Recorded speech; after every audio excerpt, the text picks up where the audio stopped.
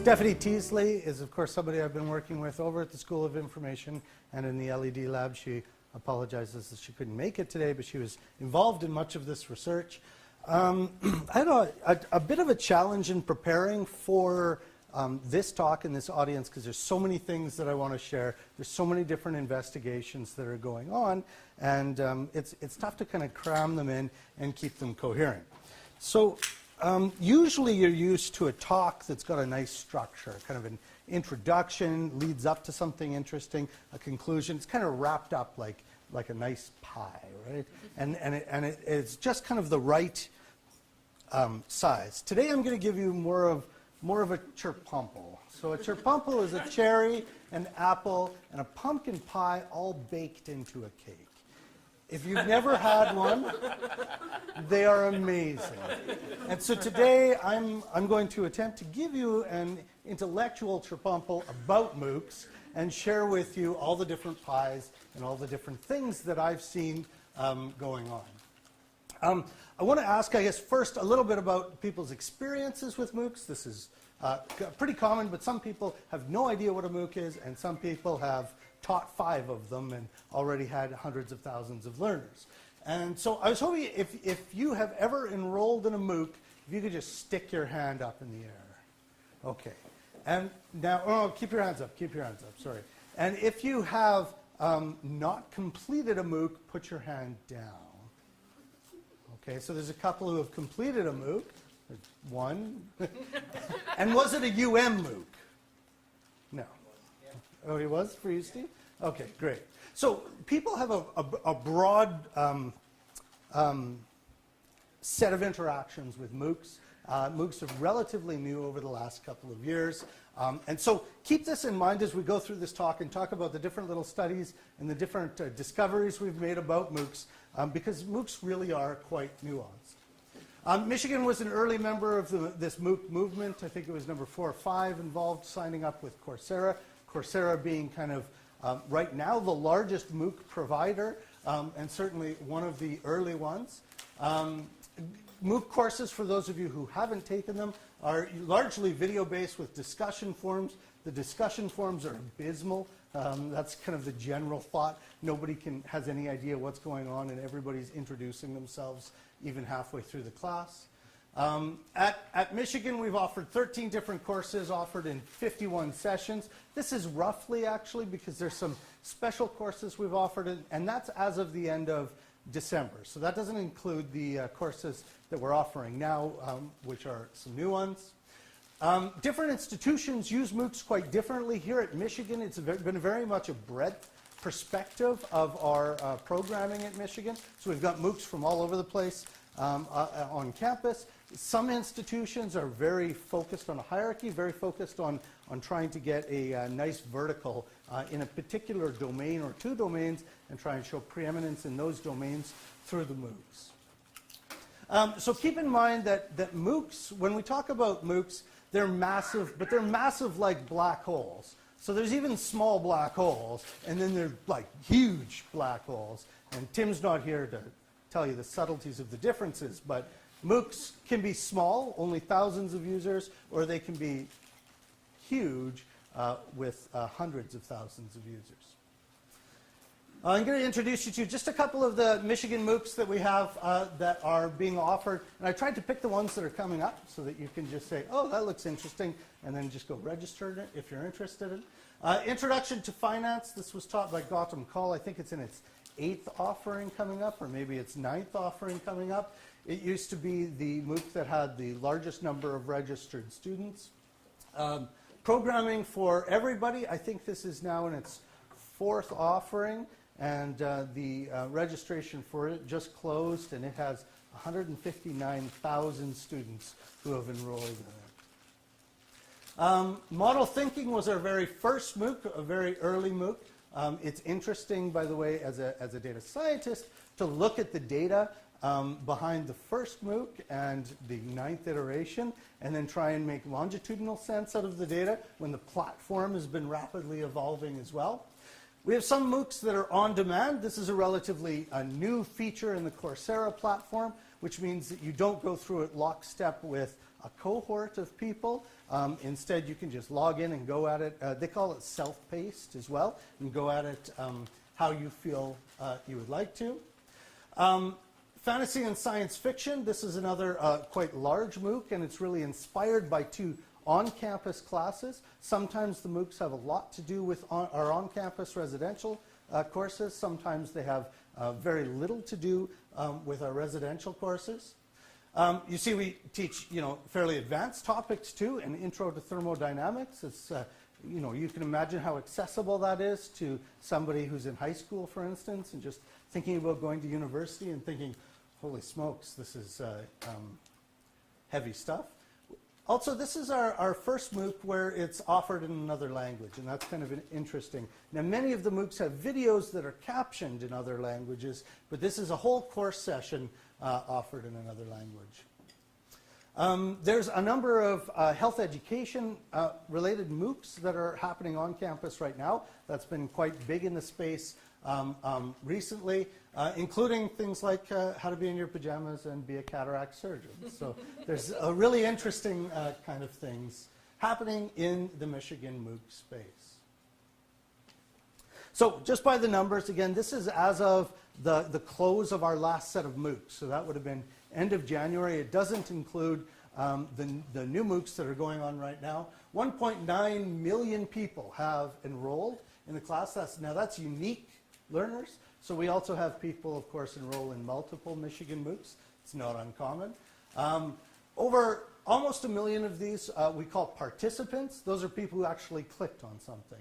So you can see how different that is from a residential education class. You don't have twice as many people sign up for the class as show up for the class. In Michigan MOOCs, and in all MOOCs, it's quite a common trend to just, like candy, ooh, that looks nice, that looks nice, that looks nice, and then, maybe come back, maybe not. In fact, Chuck Severance, who teaches the programming for everybody class, the Python class, told me that he has something like 40,000 people already signed up for his summer class, and his current class was still open enrollment-wise. So people are slotting these into their kind of future plans. A very small number actually end up walking away with certificates. So if we combine these numbers, we get about 80,000 people walked away with a certificate, and just less than half of those actually got distinction from the certificate. What determines if you get a certificate or not is totally up to the instructor. Some of the classes, it's very easy to get a certificate and very easy to get distinction. Some of the classes, it's almost impossible to get a distinction, and straightforward to get a certificate. So it's quite different, again, than a residential course.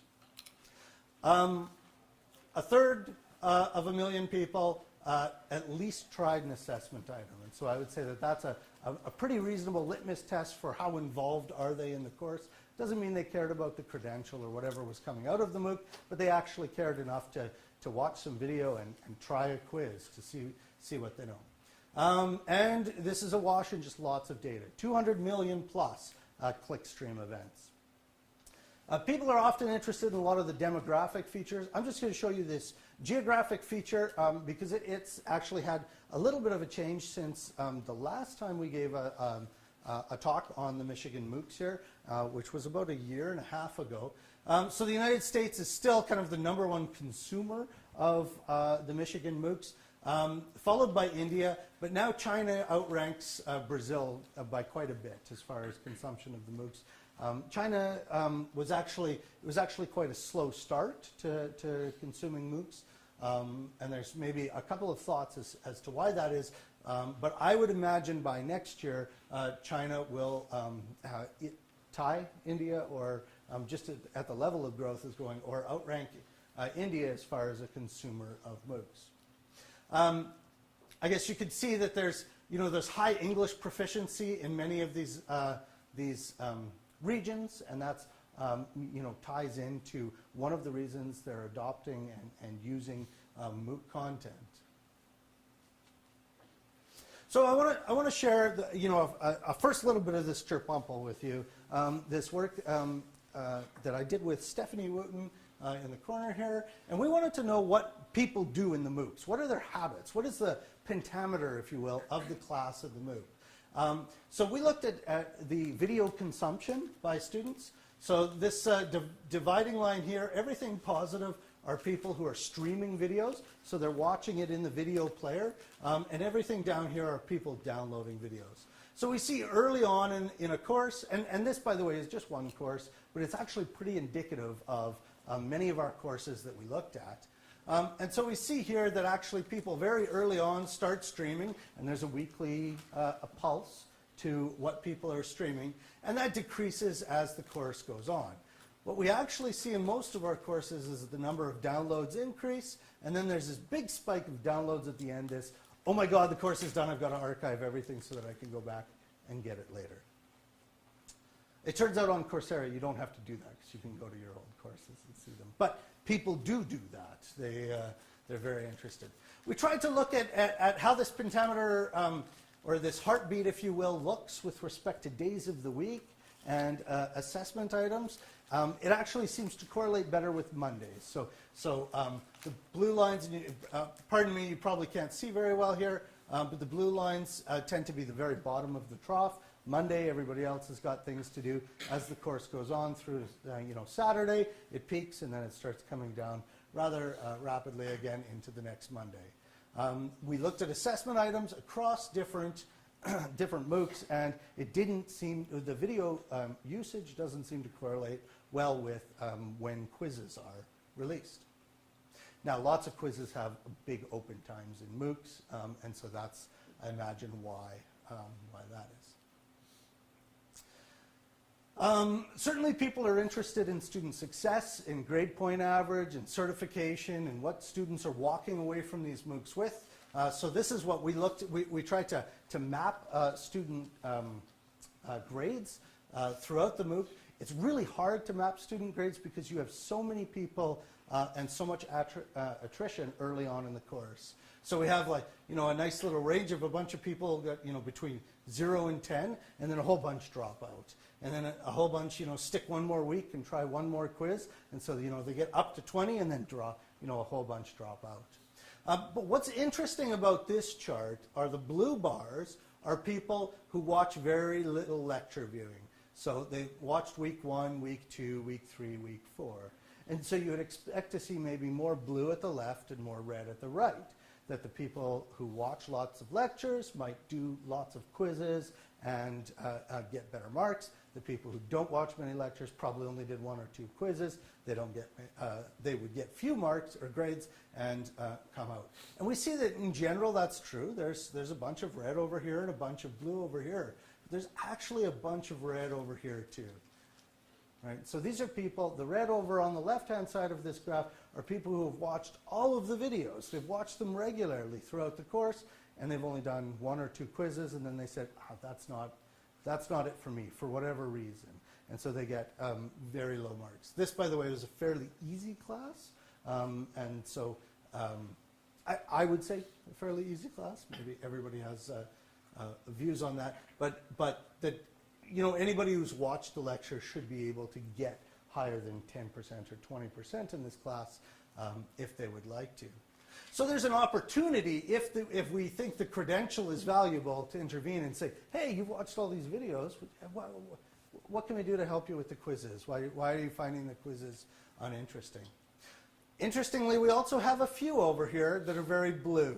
These are people who have not watched many of the videos, and they're getting 100%, or in some classes that we look at, more than 100%.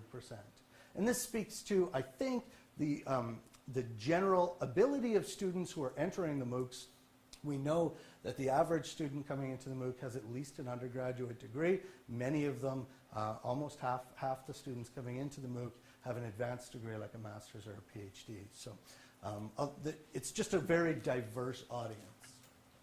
This shape here, by the way, is sort of the opposite of what we might expect in a residential course, where we have a nice bell shape, and there's a kind of a cluster at a moderate grade and very few on either end. And this kind of looks like a giant U shape instead. Okay, so let's back the horse up a minute and talk about why are people actually even taking these MOOCs? Why, if they're not doing it for the grades, what are they doing it for?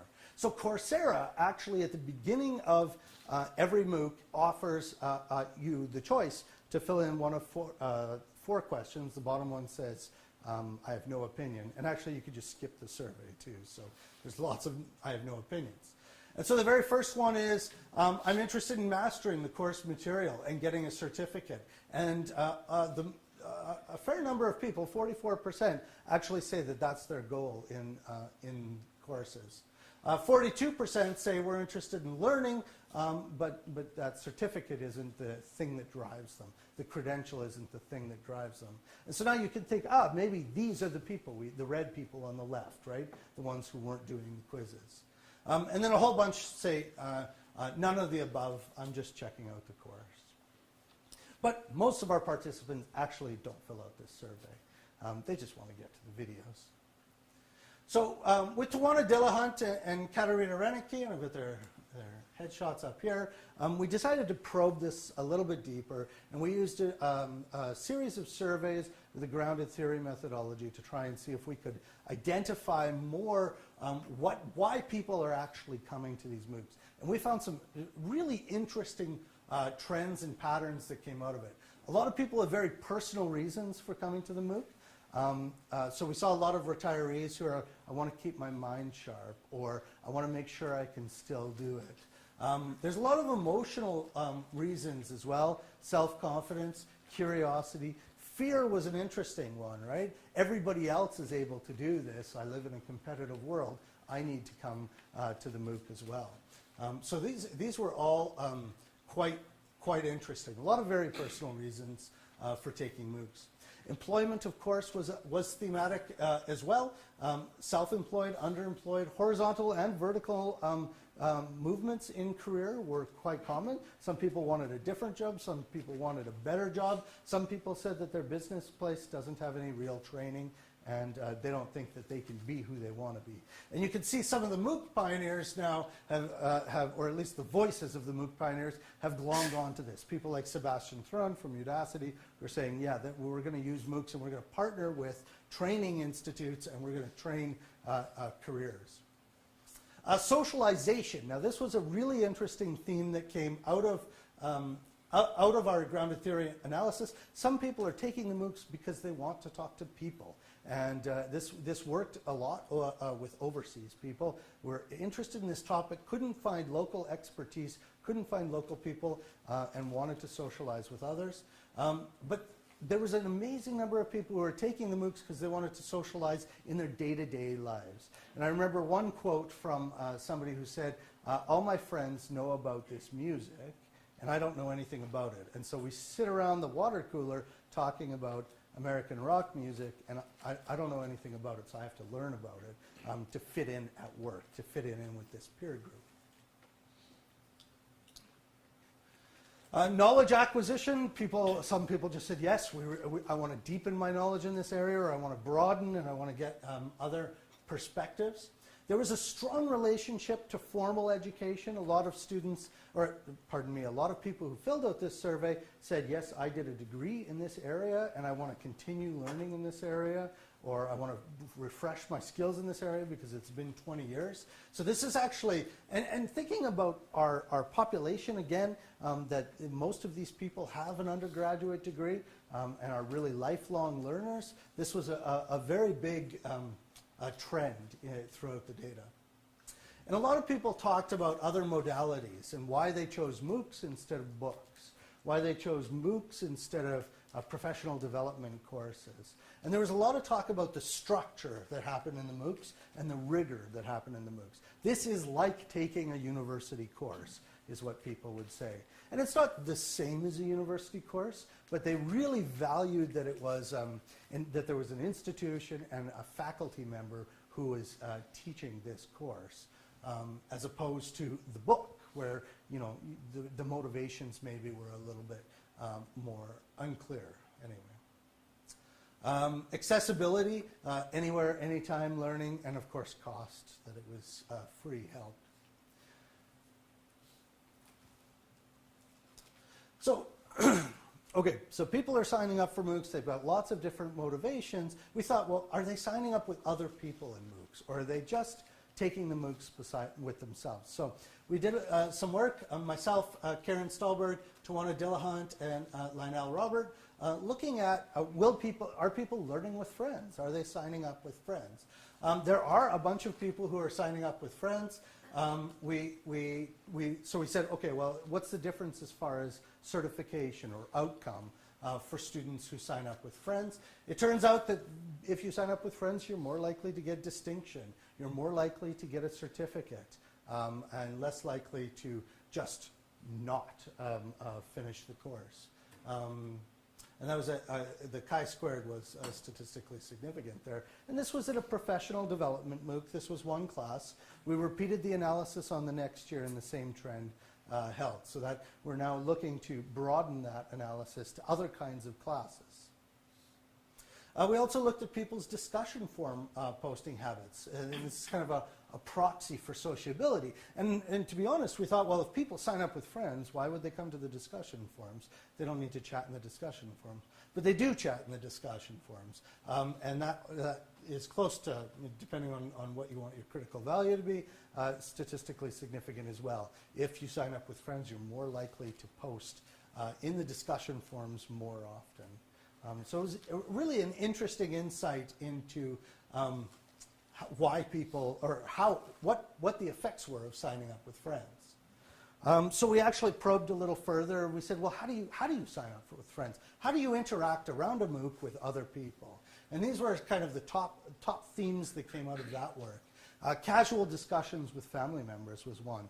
And this was really interesting because several people commented on how family members all worked in a similar area, and they were all taking the MOOC together and talking about it afterwards. And so this is kind of like Lost or 24 or whatever TV show you like. After you watch a couple of episodes, and you're like, that was pretty cool, that was kind of neat. And in this was an instructional health methods, or health methods for practitioners, and it was all around instructional technology that Karen was teaching. And so we had students who were nurses signing up with their partners who were also nurses. And they wouldn't even team watch it, but they would just comment on it and socialize around it. Formal study group discussions, this actually wasn't as popular as you might anticipate. Ad hoc discussions with colleagues who didn't sign up for the course. There was a lot of word of mouth around MOOCs. A lot of people who signed up said, oh no, a colleague told me to sign up. So it's an incredible advertising opportunity. What we're advertising for is the question mark, but as far as the content goes, there's a lot of word of mouth. Formal professional development activities. So that was a nice way of saying, well, I took the content from the MOOC and I taught it to my students on my campus, or I taught it as an outreach or something like that. And then collaborative lecture viewing, people who would actually get together at the same time and watch a lecture. This MOOC was interesting. There was a testimonial from a student afterwards who was actually a director in a hospital, and actually it was from a small African island. And so it was the only hospital on the African island. And he said, we have a seminar series that goes on, and I'm thinking of canceling that and just replacing it with your MOOC. And so everybody in this island nation who is involved in education for health practitioners would then be taking the MOOC. So really there's a lot of opportunity to have impact. And have impact in developing nations. And this isn't an impact necessarily the way it was sold with MOOCs in the beginning, the way kind of Sebastian Thrun sold it, as we'll democratize education, bring it to the masses, the poor on the streets. This is how people already privileged in this nation, but helping them kind of be even more impactful. And I thought that was a really interesting anecdote out of this. So now, I want to talk a little bit about the residential student experience here at Michigan and MOOCs in the residential experience. So we're done the cherry part of the tripompo, now we're on to the apple pie. So what do Michigan students think of MOOCs? So this was actually a fairly large survey study that we did that was funded by the Bill and Melinda Gates Foundation.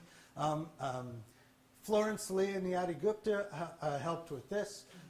So we did a stratified semi-random sample of UM students. We took people that we know had taken our MOOCs and included them, and then we did a stratified random sample and included them in our study as well. Of students who have not enrolled in our MOOCs, 40% had actually never heard of MOOCs at all. And that was surprising to me. I thought the number would be much less. I thought and this was, we took freshmen through grad students, but there was no difference based on their year in the program. And that's true for everything I'll show here unless I mention it. We looked at year in program and saw if the responses differed, and they don't between these groups of students. But I anticipated this number would be higher. And actually, we surveyed our alumni as well, and they were more aware of MOOCs than our students were. And that's not something I was expecting. 18% had actually taken MOOCs at other institutions. And so that was, a very small number who had actually taken MOOCs. We asked the 40% how likely they would be to enroll in MOOCs. And we had a fairly large negative skew. So this over here is strongly disagree, and then as the colors get warmer over to here, strongly agree, and neutral is right here at 130. So we can see in general, when we asked the students who have not enrolled in MOOCs, we told them, of course, what a MOOC was, and gave them a little description of MOOCs, pointed them to the Wikipedia page. How likely would you be to take the MOOC? No, I'm too busy, is what they basically said in the free-form comments. I can't take a MOOC. Some people said, yeah, I love to learn everything, and learning is great and it's free. But that was actually very small, given this negative skew. Then we said, well, what if your instructor said that MOOC's got awesome content and would help you with the course? And we see the skew goes to the other side, right? And so, of course, our residential students are driven by the instructor who sets the criteria for the classes. And really, they said their focus was on those classes, and they would love to use MOOCs to help with those classes, but they're expecting the instructor then to make it clear that the MOOC has value. They're not going to go out on their own and seek these new MOOCs. So we asked them, so we flipped it around, we looked at the people who did say, and that we knew had taken MOOCs. And we said, why did you enroll in these MOOCs? And this is the part where I'm gonna flip the talk a little bit and get you guys to do a little bit of work. But we gave them these options. They could deepen my knowledge in my area of study, help determine what my major should be, broaden my understanding of other areas, explore an area to see if I should take a course in that area for university credit, or supplement a face-to-face course with additional learning resources. So here I've given the responses to those Likert questions. Strongly disagree on the left, so the colder the color, the more people disagree with the statement. Strongly agree, so the warmer, this orange over here, the more they agreed. So I'd like you just to take a moment at your table to talk to the people there and form the hypothesis. Which of these do you think matches with which of these statements up here? What did the students tell us about, and these are the students who said they had enrolled in MOOCs, what did the students tell us about why they were enrolling in those MOOCs? I'll just give you 2 minutes. Okay, so I hear people kind of settling down. So we've got two sets here that kind of look similar, right? We've got these two. They're kind of neutral all the way across, and some agree, some disagree, and some are just neutral. Then we have this one over here, which is, positive slant. This one that's a positive slant, and this one's a negative slant. So let's deal with these ones first. So let's talk about the two positive slants. What statements are these, do you think? 1 and 3. Deepen my knowledge in my area of study, broaden my understanding of other areas. Anyone else? Other thoughts? Everybody kind of agrees with that? All right, what's the negative slant then? Third bullet. Sorry? Was Third bullet. Broaden my understanding? Second bullet. And you think it's the second bullet? Help determine what my major should be? Any others? Face-to-face. Fifth one, supplement a face-to-face course with additional learning resources. All right, so these two tables have it. Students told us actually they were very positive about using MOOCs to deepen their understanding in an area and to breadthen their understanding of other areas, to explore things that they hadn't been able to do.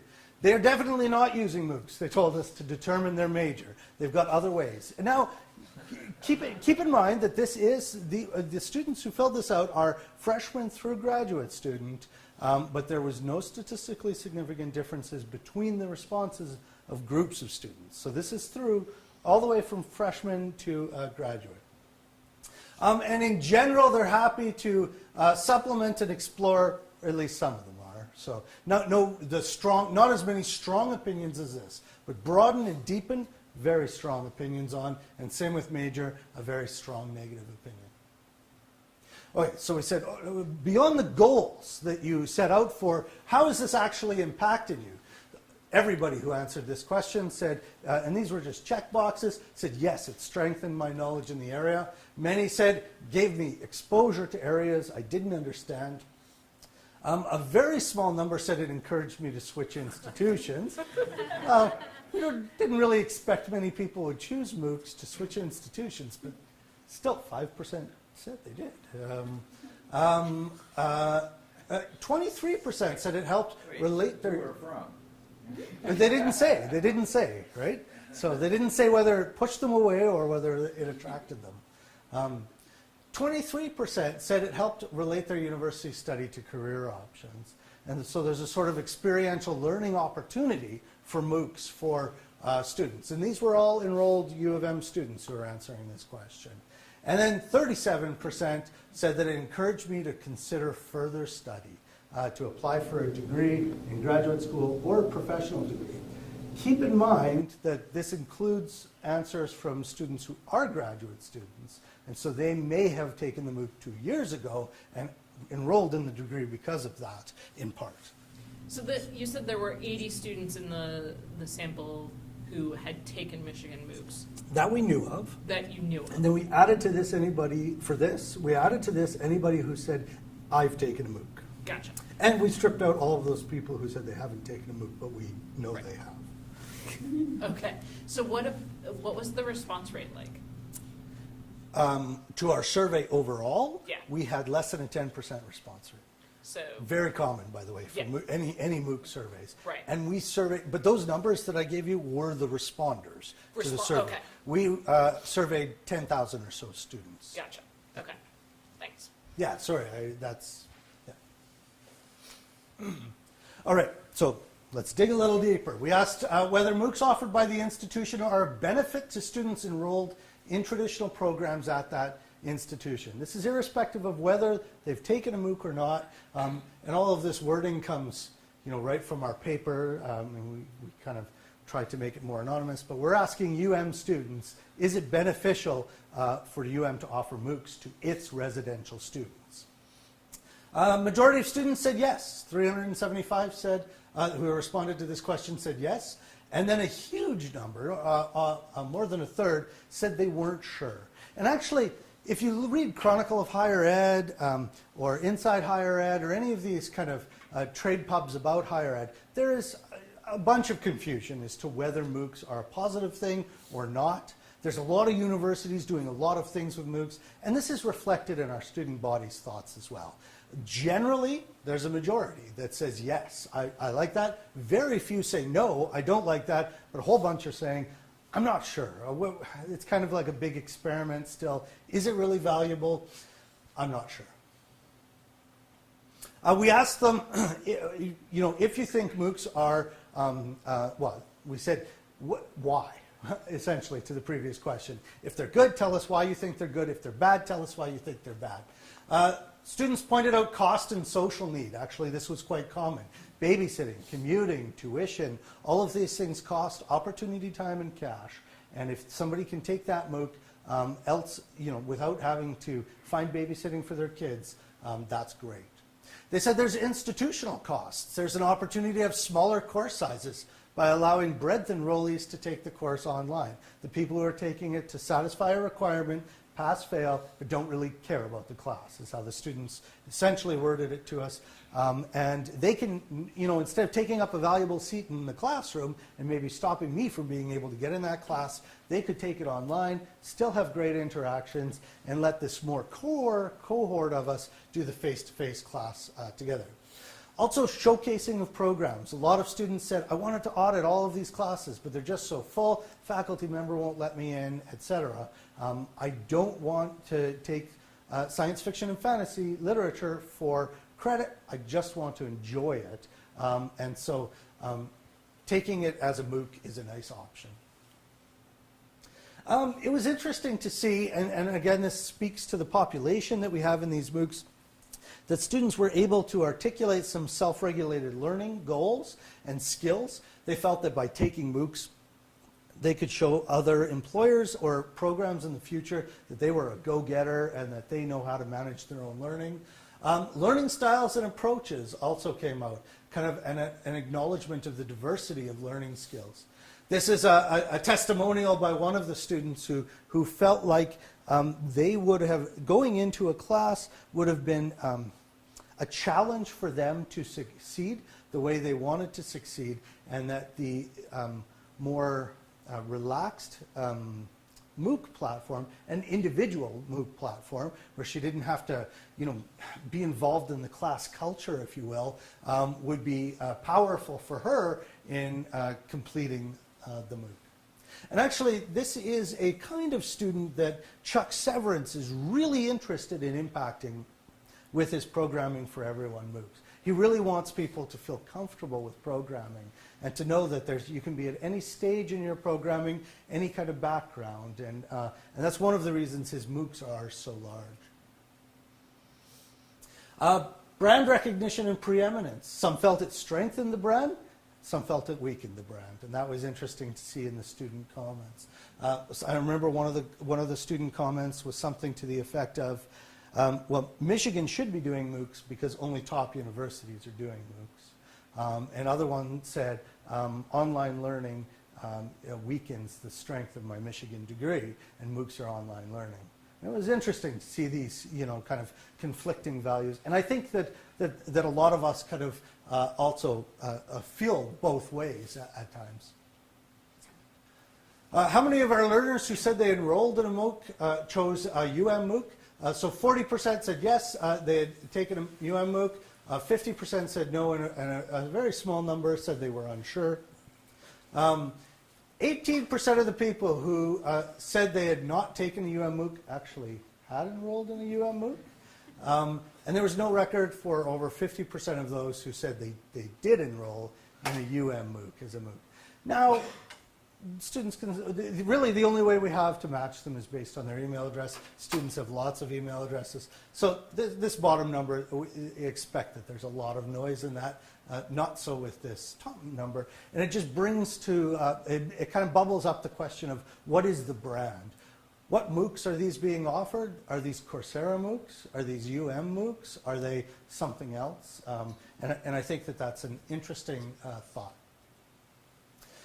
Some talked about quality. I like both of these because there was comments both ways. Some were very social constructivist, and they said, if you can't be in a classroom with faculty and talk to those faculty, then there isn't good learning happening, and it weakens the environment. Very strong opinions about that.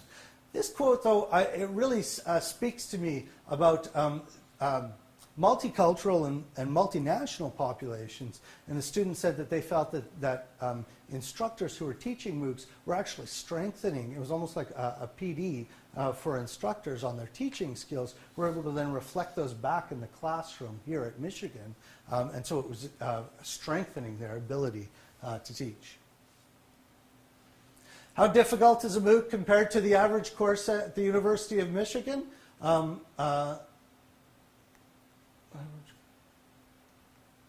Sorry, this is worded wrong.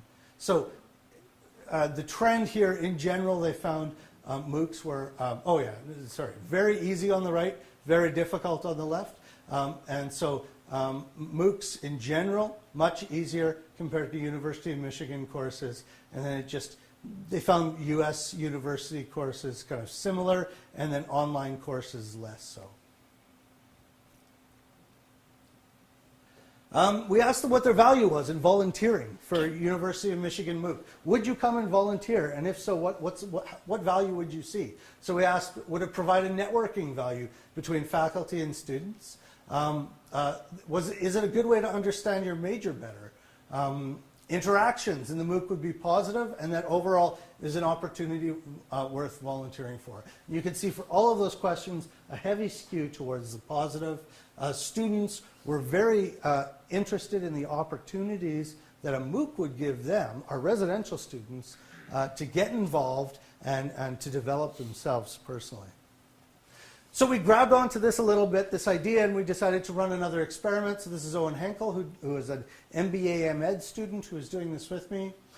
We wanted to help residential students learn through teaching. So these advanced residential students who are taking an MBA from Gautam Kaul, they were in one of his courses. I think it's called Fast Track Finance. And they had actually taken his MOOC as well, his Introduction to Finance. So we had them create video tutorials, we had them staff live hangouts, these office hours, and we made this available to 2,400 learners in his MOOC. There's pretty small uptake, and I was kind of surprised by this. So we told these students that these 2,400, okay, for you, you have an option to see extra videos and come to these office hours. We're not giving it to all the students in the MOOC because we're not sure how well it would scale, so we've handpicked this 2,400 to get these features. And actually, the students didn't come in droves. A fair number of students watched the video, and we had extremely low numbers show up to the office hours. And when you think of massive with MOOCs, you think, you know, in the thousands, tens, hundreds of thousands. We at some of these office hours had single-digit numbers of students show up to them. We're really surprised by that and not expecting that. Certainly, there was more involvement from those in the signature track, so about a quarter of the signature track people showed up to watch some of the recorded lectures, and this blue line here is that watching the recorded lecture. The black line up here is just whether they visited the course. What we did find, though, is that the residential students, so this is about a dozen students in this advanced MBA class, actually talked about how positive it was for them as a learning experience. It helped them learn how to think on their feet, many different approaches. So we see these 21st century, these soft skills really coming into play. And that putting yourself in the viewer's shoes and thinking about how well something is being explained really made me consider the concepts and the mechanisms of finance in a more comprehensive way. And so this is a way we can turn our students into, instead of just students, into scholars and turn them into teacher scholars. Is students did it as volunteers? The volunteers, yeah. No extra credit even, which is kind of common, but no, just total volunteer. Peng Jang here, actually, so I was just sent this one day by Owen, who follows Peng on, has him as a friend on Facebook, and he posted these pictures of him in one of the recording studios, and basically said, "This is great. I couldn't." He says, "Helping Professor Gautam Kaul record Coursera videos, something I dreamed of when I completed my Coursera course." Right? So the impact that it had just on these dozen students is really the reason to do these kinds of outreach programs. There's a couple of other residential MOOC experiments going on right now, and I'm just involved kind of on the side looking at the data. Introduction to cataract surgery. I don't know, is there anybody here was involved with that? I don't think so. Liz? That one was interesting to me because it was offered on campus first as a small private session and then opened up to the world. Understanding and improving the U.S. healthcare. Is anybody involved with that? Other than, of course, Tim. Tim, wave your hand for people. Tim is the MOOC production guy. So understanding and improving the U.S. healthcare system. This was it's being run right now on campus. There's about 800 students across the three campuses, Flint, Dearborn, and Ann Arbor. And they have kind of weekly meetups, is it? Or maybe it's every 2 weeks, I'm not sure, as well as all of the MOOC content. So there's lots more residential MOOC experiments going on. And these are some of the hot ones that are happening on this campus. Okay. So I'm going to get to that very bottom layer now, the pumpkin pie and the chirpumple.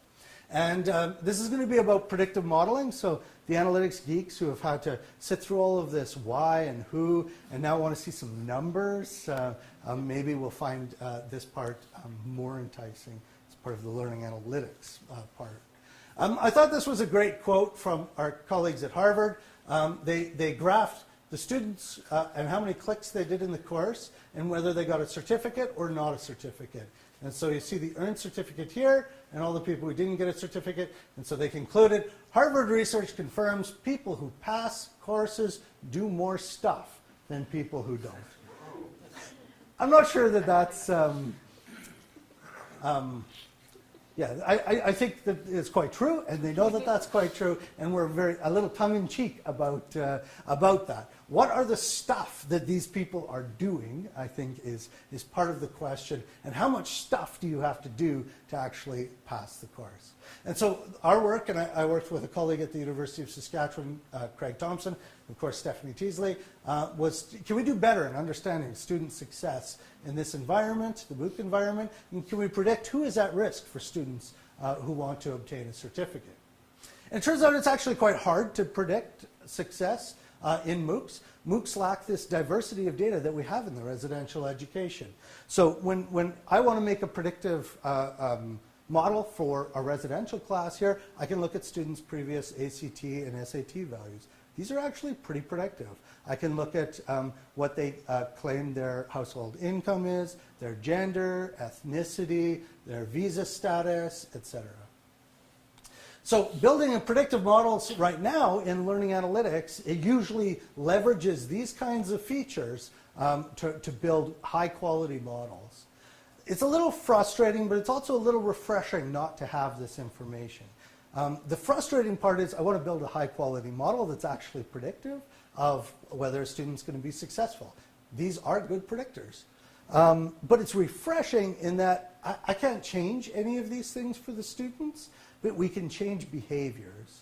And so if I can only build a model out of behaviors, I may be able to tie the behaviors causally to the model and be able to change it, encourage the learners to change their behavior with the hopes of changing their outcomes. Our solution here is we built something called a feature selection algorithm, and it was inspired by some of the work done in text mining. It looks at the pattern of student engagement with course resources. It's built on historical models, so we take the first offering of the MOOC and how people interact with that model to build or to pull out features. And our initial work is all based on student achievement as far as the certificate. Did they pass the course or not pass the course? This, of course, isn't the only valuable measure of student success. It just happens to be a very clear measure of student success. So I'll just gloss over how it works. We've got days of the course across the top. We've got all the resources down the side, and I'll just give one example. If they interact with the video on the first day, the third day, and the 8th day, we create a set of features, 9 features, that are just Boolean features that look like this. So they're just a bunch of yes, no, yes, no, yes, no. And then we create 3-day feature counts, weekly counts, and monthly counts as well. So for a 104-day long course, we have about 400 different features that we can look at as far as student success. Text mining uses this approach called n-grams. So it just looks at the co-occurrence of 2 words side by side. So if you have a bad cat, that's called a tuple. And if you had bad cat jumps, that's called a triple, and so forth. And you could build bigrams and trigrams out of these, just other ways of combining these signals to try and see if there's a consistent signal in the noise. So for instance, 2 no's in a row would increment this no-no counter, and we see we've got 3 of them, so there's 3 bigrams that are no-no. All right, so anyway, the point is this gives us a whole bunch of more different features that we can put into a predictive model. In a nutshell, with MOOCs, we don't have a diverse set of data, but there's a lot of data. By pulling out patterns of resources, we can use supervised machine learning techniques to build predictive models. And here's an example of the performance of a predictive model. So this orange line here is the quality of the predictive model over time. This dotted line is sort of you can think of it as kind of a theoretical maximum. It's not quite that, but The measurement is kappa, Fleiss is kappa, so this ranges from 0, and that's just chance. So if people were equally likely to pass the course and we were just flipping coins, that number down here, 50%, would be 0. And 1 is just the perfect predictor. And so actually we can see that our predictive model does not bad. There's a lot of qualitative statements being made about something very quantitative here, but that we have the ability to predict student success somewhat based on their interactions in the course, and that quality gets better over time. So we can build a better prediction model the longer we have them. But actually, it starts out at about 0.25 on day 1. So even after the first day, we're doing better than chance, significantly better than chance in predicting if they will pass the course. Okay, what if we did have all of this demographic information about students? What if they did give us their country of origin, their certification status, etc.? Anything that they could give us right at the beginning should help our model. It turns out it doesn't change the quality of our model, and so the one line that includes all the demographic features is the green line. Green line, and the dotted blue line is the line without them. They're no different statistically, but I wanted to just mention this line down here. This is the demographic features. I just wanted to hear what features about a student might you think be predictive in a MOOC about whether they will pass or fail the course, that is, get a certificate. Yeah. Other commitments in their life during this time? Yeah, okay, definitely. Other commitments. So are you fully... Are you working? Full-time employment, full-time student status. Those were included, so we actually used 100 different attributes here, and they weren't very predictive.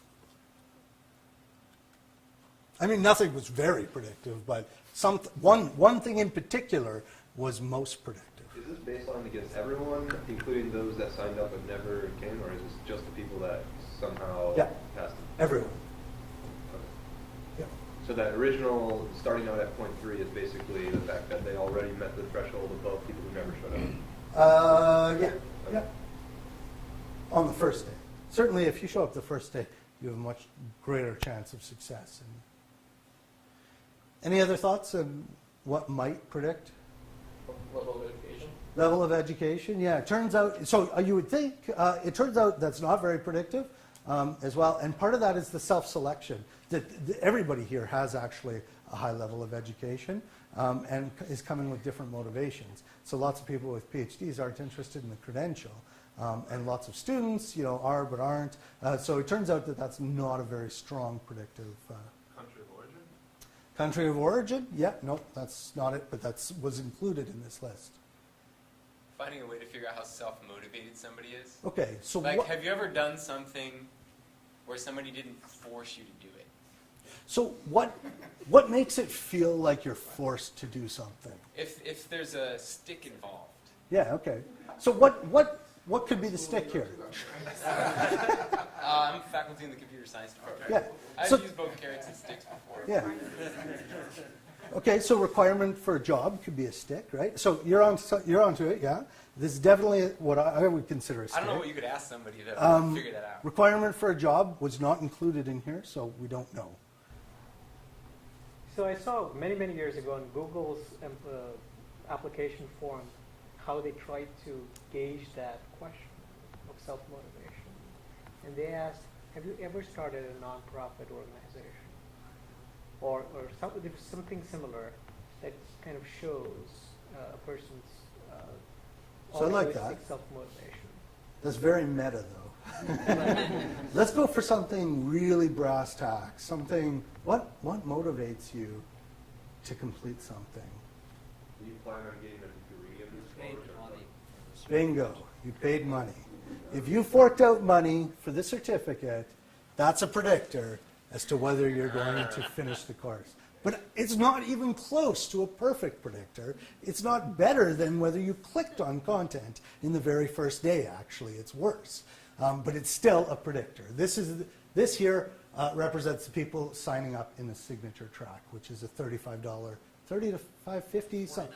Okay, moves around, I guess, cost. And less than 20% of them pass. No, you can't read kappa like less than 20% because it's Oh, a yeah, yeah, chance yeah, corrected okay. value. So, yeah, but less than a 0.2 kappa as far as a predictor. All right, so the results of this work. It's possible to create predictive models based on this large clickstream data. 3 weeks into the MOOC seems to be an interesting point, and I didn't get a chance to talk about it here, but in our other models, we see a little bit of a leveling off after 3 weeks. Turns out that's when signature track closes. That's the last day you have to pay.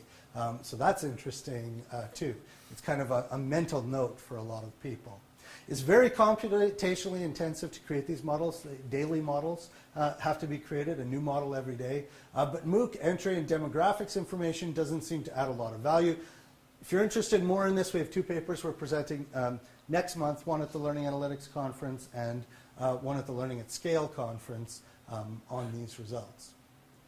So the what of the prediction is quite clear. The why of the prediction is not quite clear. So what does CRLT do with that nice graph to actually tell faculty how they're going to change their pedagogy or how they're going to change their approaches? And that's difficult. These prediction rules, you can understand them, but there's 1,000 different features, and the rules are very complex, and they're really measuring signals based on latent concepts, and there's lots of different latent concepts, I think, at play inside of a MOOC. Does this method work well for blended situations like our more traditional residential education? The answer is not very, actually. So far, we tried it in one large first-year class based on clickstream data from CTools, and it was not nearly as predictive as it was in the MOOC. In fact, by the end of the MOOC, the kappa was only 0.26 for this class, which had over 1,000 students. Can we improve model accuracy through more sophisticated modeling techniques like Bayesian methods? We're working on things like that. And how do we integrate this with platforms like Coursera so that we can actually use that? All right, so this is my last slide. Thank you for being with me through this hopefully somewhat tasty chirpumple of research. Just some conclusions based on the MOOCs. Every MOOC is unique, right? So the size, the domain, the pedagogy, the student body, and thus so are the research questions we can ask of it. So one of our MOOCs, for instance, that's been offered now 6 or 7 times, every time has the average US grade reading level of discussion forum posts. So how simple are the discussion forum posts? Is about a grade 4 to 5 level. Another MOOC which has been offered 4 times is consistently in the grade 8 to 9 level. I mean, so doing the kind of analyses you might be interested in doing on MOOCs really depends a lot on the pedagogy that's being used and the domain and topic. Student success is a very nuanced concept in the MOOCs. I've really talked about one piece of success when we did the predictive modeling, which is certificate, but as we saw from all the grounded theory work, students are coming to MOOCs for very different reasons. And so what do we value here at Michigan as far as measures of success? Residential students largely value our Michigan MOOC offerings, but there's many different ways that we can add value to our residential students through our MOOCs. So they say, yeah, I like the MOOCs, I'd like to take them. But actually, we can use these students, we can leverage them in our MOOCs and add to their residential experience on top of that. And I think that that's a powerful opportunity that faces us right now. James, you're supposed to be taking that down. It's no. And then the breadth of data available makes for really novel techniques for understanding our learners. 200 plus million clickstream events looking at very different things means that we can look at learners in a slightly different light. It means we have to look at learners in a different light because we don't have all of the kind of data that we do in a residential education. And so with that, I'm all done.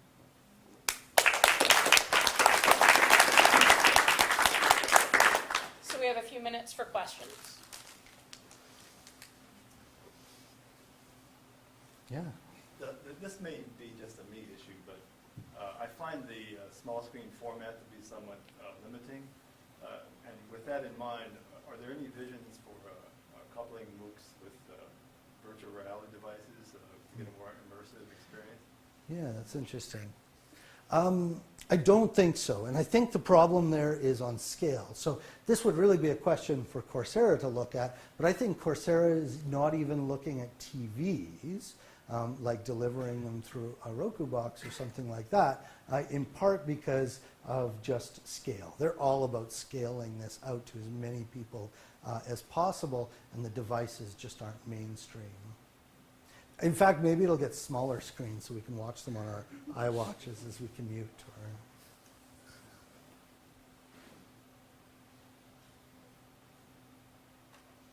Okay, so if you do have questions about MOOCs that are pragmatic, you want to offer a MOOC, you want to teach a MOOC, you want to get involved, Tim here from the DEI is a great guy to talk to, and he can tell you kind of what's going on at the different levels on campus around MOOCs. If you're interested in kind of some of the research issues related to MOOCs, or you think you have a really novel question that you would like to ask, even if you're not teaching a MOOC, but you would like to ask it of the MOOCs that we're doing, you're welcome to talk to me or Tim, and we can kind of point you to the different people who are doing things, research with MOOC, and the collaborations that we can make there.